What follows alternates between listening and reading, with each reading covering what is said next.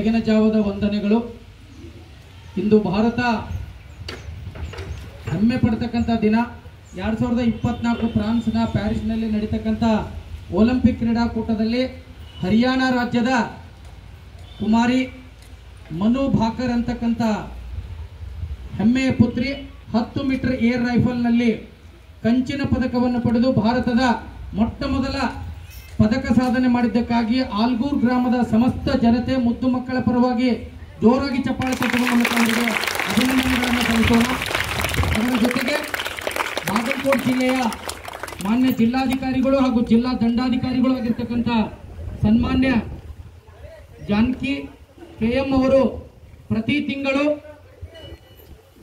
ಶಾಲಾ ಮಕ್ಕಳನ್ನು ಉದ್ದೇಶಿಸಿ, ಜಿಲ್ಲೆಯ ಜನತೆಯನ್ನು ಉದ್ದೇಶಿಸಿ ಪ್ರತಿ ತಿಂಗಳು ಒಂದು ಪತ್ರವನ್ನ ತಮಗಾಗಿ ಬರಿತಾ ಇದ್ದಾರೆ.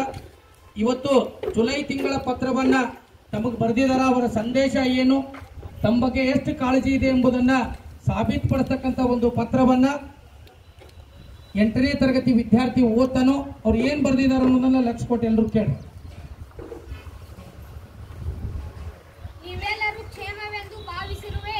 ತರಗತಿಗಳು ಹೇಗೆ ನಡೆಯುತ್ತಿದೆ?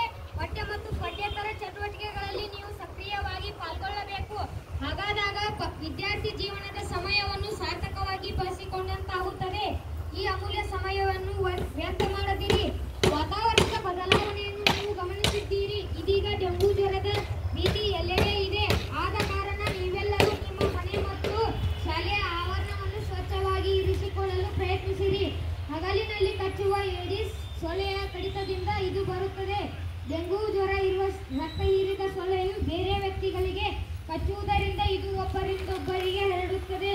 ಜ್ವರ, ಆಯಾಸ, ಮೈಕೈ ನೋವು, ಸ್ನಾಯು ಸೆಳೆತ, ತಲೆನೋವು ಇಂತಹ ಲಕ್ಷಣಗಳು ನಿಮಗೆ ಅಥವಾ ಮನೆಯಲ್ಲಿ ಯಾರಿಗಾದರೂ ಕಂಡು ಬಂದಲ್ಲಿ ತಕ್ಷಣವೇ ಹತ್ತಿರದ ಸರ್ಕಾರಿ ಆಸ್ಪತ್ರೆಗಳಿಗೆ ಹೋಗಿ ಚಿಕಿತ್ಸೆ ಪಡೆದುಕೊಳ್ಳಲು ಕ್ರಮ ವಹಿಸಿರಿ.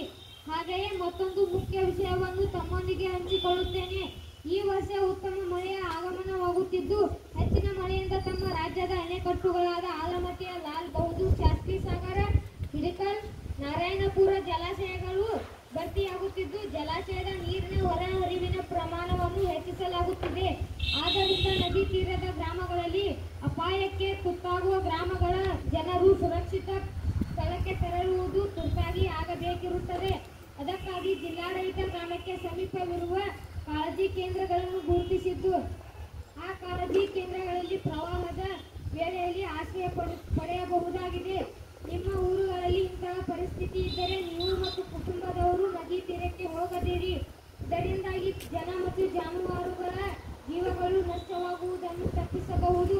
ಇಂತಹ ಸಂದರ್ಭದಲ್ಲಿ ಸಹಾಯ ಬೇಕಾದಲ್ಲಿ 1077ಗೆ ಕರೆ ಮಾಡಬಹುದಾಗಿದೆ.